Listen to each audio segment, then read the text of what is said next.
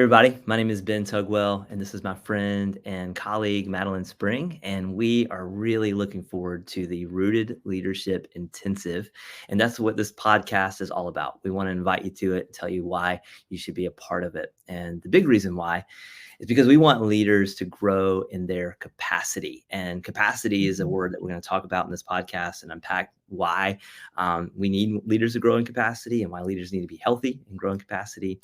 But I would love for you to just get to know us and why we got into this work. So Madeline, if you don't mind, just introduce yourself a little bit and just tell us a little bit how you got really into this kind of work. Yeah, absolutely. So Madeline Spring, I'm actually a licensed mental health counselor. So my background is more in the psychology field. So I was in grad school, and actually at the time we had a foster son. So my husband and I had taken in a young man who just needed somewhere to be the last couple years of high school, and he had been at a residential treatment facility and just had nowhere to go after. So at the residential treatment facility, he was the model kid, right? Like 9 months of work in this program, and he with the structures in place and whatever, he was doing therapy all the time and getting all of these skills. And so we're like, yeah, he's a great kid, zero behavioral issues. We'd be happy to give him a place to land that's safe. And so he came to live with us, and the bottom kind of fell out. He started to, had some self-harming behaviors, some just different behaviors that without the structure of that 9 months of intensive, therapy and the structured days and all of the behavioral expectations and consequences and all that kind of stuff, without all that external structure, he floundered. And so at the same time, I'm in my grad program getting, working toward my license as a counselor, and realizing like this top-down approach to helping people grow, this like cognitive behavioral therapy and those kinds of things, that if we just address the thoughts and address the behaviors, we'll be all right, doesn't cut it. It doesn't actually build in anything deeper. So after all that work, for him to not have anything to show for it really in terms of how he operates in the world and how he relates to others was so disheartening. So I'm in grad school and I'm learning about this, what we now use in leadership as the Townsend model, and realizing that this actually gets so much deeper. And so learned all of the neuroscience behind why that is, and how to do this work to get at a much deeper level of healing and growth that is actually effortless. So it doesn't require that you stop the thoughts, change the behaviors, that kind of thing. It is actually built in internally. So obviously people that come to our intensive are going to learn about those 4 capacities and those areas where we need those capacities built up, and it does unleash this, deeper capacity. So yeah, originally, background wise, come from a counseling psychology background. I've been applying that same model to leadership for I guess it's probably 7 years now, initially working with pastors and people in ministry, actually. And, obviously that since then have broadened and working with leaders across the board. But yeah, when I joined the program too, so I learned about it in grad school. And then when I had an opportunity to join a group, much like what we're going to be providing, it just changed everything about the way that I relate to my husband at work. Like everything about my life and my leadership shifted and leveled up when I got my own work in this model, when I started working on me in these different areas of capacity. The first year I'm knee deep in diapers and babies at home and getting through grad school, working part-time. And at that time, what was so helpful for me was leveling up in this area of kind of getting support from other people and in boundaries. I realized at that time I did not have great boundaries in my marriage. I was expecting my husband to meet all of my needs, and he was really failing at meeting 100% of my needs, which makes sense, right? And we laugh because like one of the first things we learn in this model is like, it can't just be you and God and your spouse and your dog, right? Like you need a group, you need a team.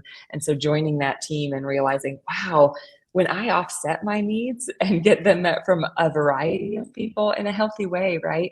not relying on my husband to meet all of my needs, I actually like him a lot more. Yeah, there you Right? go. He's actually, I'm like, he's kind of knocking it out of the park. Yeah. He's meeting probably 70% of my needs. That's way more than he's supposed to.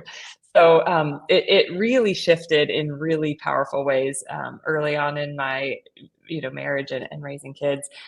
But of course, I've been involved in this model as a participant in some way ever since.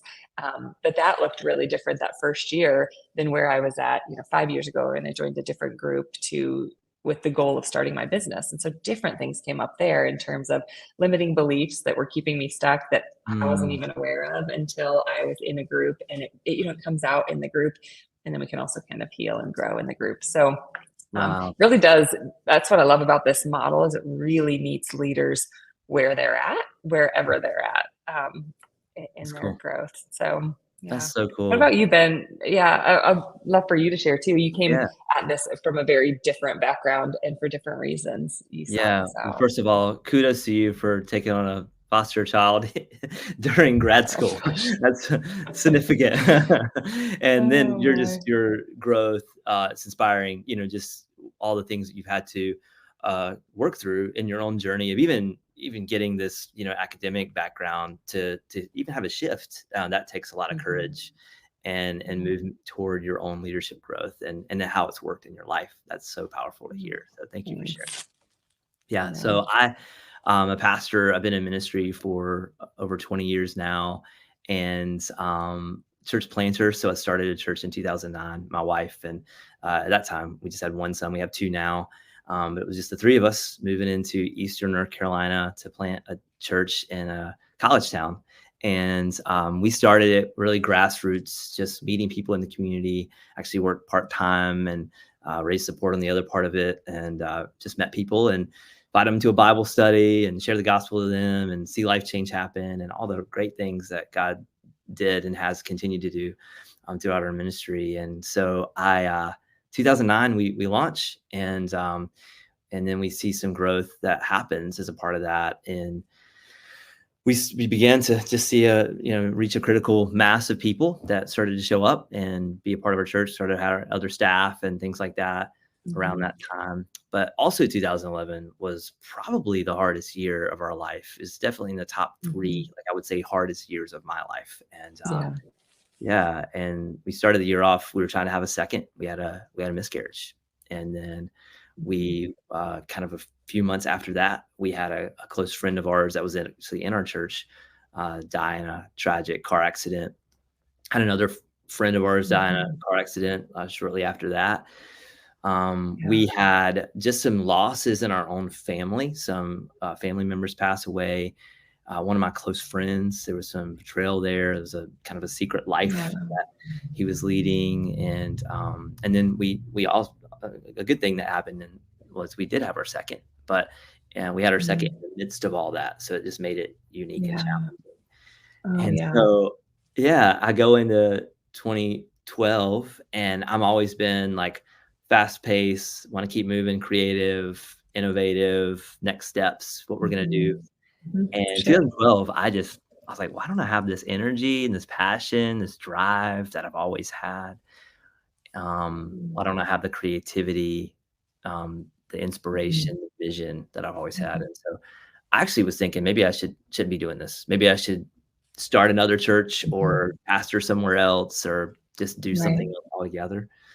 So I got a life coach who was more seasoned than me, and I kind of just shared, I don't know, I feel stuck. I'm in this spot. I just don't know what to do. And he was able just to ask me. It was a really interesting question. It was like one of those kind of like God inspired kind of questions. I just don't know where it Mhm. came from, but he said, Mhm. "What Yeah. happened last year?"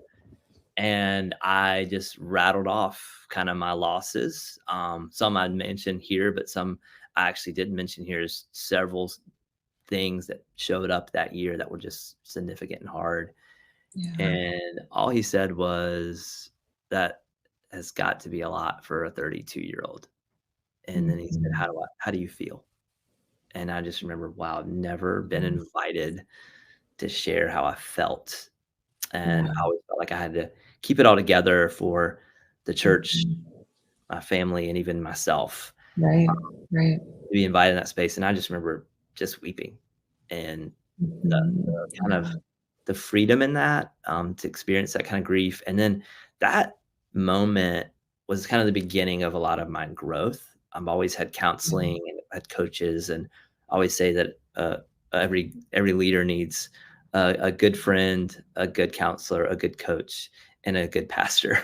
and Mhm. and so as a pastor, I've tried to put that in my life, but that really Mhm. helped me a lot. Just kind of identify, oh, I could I was pretty unaware of myself, Mhm. and Yeah. didn't have a lot of freedom, to really express some of these deeper issues. I've been to Mhm. conferences and read books on ministry health Mhm. leaders and their health and the importance of taking Mhm. sabbatical and being in the Word Totally. every day and all the things. I was doing those things, Yeah. but Yeah. I needed something deeper. Yeah. Yeah, I love your story because it is, so many leaders can relate to that, right? So many of the leaders that you and I work with are in that same boat where they're doing all the things, and yet there's something deeper, yeah, like much deeper, that's actually driving that feeling of stuck. yeah. And so getting at that for you made all the difference. Yeah, and that kinda gave me a language. Like, I didn't have the language for what happened then, but Mhm. now I do, like, that kind of going through Yeah. this next season of life and ministry. I got kind of more introduced to, the Townsend Mhm. leadership model and these character capacities that we're gonna unpack Mhm. at the Rooted Mhm. Intensive, and so now I have, like, a little bit of a category for it, so it's been cool to kinda go through this Yeah. experience now on this Yeah. side and look at my story and go, "Wow, he gave me some relational needs that I didn't know that I needed," and there were some character things that he was helping me kind Right. of untangle. Um, Right. Interestingly enough, um, a couple years ago, I was working with a group of pastors and doing some like a group coaching with these guys, and they all had some losses that were just Yeah. compiled in Yeah. their life and ministry, and so I kind of did a workshop on grief and loss, Mm. and so I had them Mhm. do a loss inventory, and so I said, hey, let's write out your top 10 biggest losses, the most difficult thing you've had to Mhm. go through in your life, not Mhm. just ministry but in your life. And so Yeah. number 1 would be the hardest in the top 10, and number 10 would be the least hardest, most difficult in the top 10. And so, um, they brought their results to the group, and they shared, like, "Hey, here's some of the things I've had to Mhm. overcome or had to go through." And so it's really interesting because the bottom, like, from 10 up to, like, 3 or 10 up to 4 were all ministry. It was like, okay, this Mhm. person in my life that was really close to, that was in the church, they left and their whole family left and their kids used to play with my kids. Or maybe there was Mhm. maybe some of them got misrepresented or betrayed, or maybe there was a moral failure that happened on their team and it was a loss. Mhm. And Mhm. then it's really interesting because 4 through 1 or 3 through 1 had nothing to do with ministry. It was more of their upbringing, family of origin, Yeah, something totally. that happened early on in their story, Mhm. and the Mhm. way that they were trained to deal with 3 through 1 or 4 through 1 Yeah, was exactly the way they were trying to deal with yes. 6 through 10 or 3 through 10 Mhm. and or Mhm. 5 through Yeah. 10. Yeah, and that was the way Mhm. they had to they were trained to process it, and that's what they were Mhm. carrying in to their ministry and their leadership. And I've noticed this not just with Mhm. ministry leaders, but with all kinds of leaders, the way Mhm. they're trained. And so that's a character thing. That's a character issue because what the way Yeah, we describe yeah, character, and what the way we'll unpack it at the yeah, Rooted Leadership Intensive is the set of capacities to meet the demands of reality. And that's really what it means to mhm. grow in your capacity. And that's really what we're Yeah, talking about at Rooted, grow in your yeah, capacity.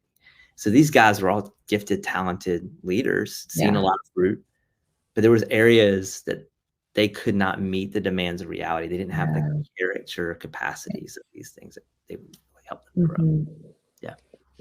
Yes, I love that you did that with them, and I love that example because it really highlights that the holistic nature of this model that we're using, that we're not going to just address how you're showing up in your leadership and the bottom line of the organization, all those kinds of things. We're also going to address how your relationships are. Mm. How supported are you? What's your relationships like with your family and friends and those kinds of things? And how are you showing up in those other ways? Because you really can't separate the leader from professionally from personally, right? Yeah. It is so intertwined. What shows up in your leadership is showing up in your leadership at home too, right? Well said. And vice versa. And so this program is not only going to help with their leadership, obviously, in a professional setting, but it's going to level up in all areas. You can't help but have it do that when you're doing this deeper work. That's so good. Yeah. Yeah. And this is what gets me excited about this work. I mean, Mm-hmm. we've talked about, it really will fit in any season of your leadership, this intensive. I mean, some will come at it this the way that I did, where I felt completely stuck and I just couldn't, could barely get out of bed. Right. Yeah, And you came at it from a different way. Yours totally. Yeah. was just curiosity and Mm-hmm. other aspects of, okay, I want to know more of like what causes Yeah. people to change. And Yeah. some people are going to hear this and go, okay, okay, Ben's story totally resonates with me, Madeline's story resonates with me, and there's so many in between. Yeah. But I think this is so helpful Yeah. because one of the things, like, I think about this passage of scripture. It's in Acts chapter 20, and it's when Paul's talking to the Ephesian pastors of the church, the leaders of the church. Mm-hmm. And it Yeah. was a fast growing church. There wasn't a lot of big churches in the Bible. You have the one in Jerusalem, and then most of the ones that are there, like 40, 50 people. But you have one in Ephesus that's, everyone had heard about it. Everyone in the whole region heard about it. It was a big, fast growing Mm-hmm. kind of movement. And Paul writes to the Ephesian elders and he says to take care of yourself and Yeah. the flock that the Holy Spirit has made you an overseer. And I love that passage because not a lot of bad things were happening. They weren't stuck. I Mm-hmm. mean, they were Right. doing great things, but bad things were going to happen. Challenging, Yes. hard, difficult life things were going to happen. And Paul was telling them that to get them prepared and get them ready. And so Yes. I like when leaders can get ahead, and say, Yes. okay, I'm going to face challenges. I'm going to face hardships either in my personal or professional life, or sometimes Yeah. both at the same time. And I want to get ahead. And so I think Mm-hmm. this work, even if you don't resonate with, okay, I don't feel stuck, but I just want to grow and get to the next Mm-hmm. level. Mm-hmm. And I really Yeah. believe to get so far ahead, Mm-hmm. just getting into this kind of work. Yes, absolutely. That touches on my why, kind of like what why I'm even doing this work is I believe, and I know you agree, that we are meant to continue to increase. Like we are, Christ came so that we can be unleashed toward abundance, toward Yeah. even more. And I don't think that our work stops this side of heaven. I think we're called to continue to level up, to continue to like become more purified, right? Yeah.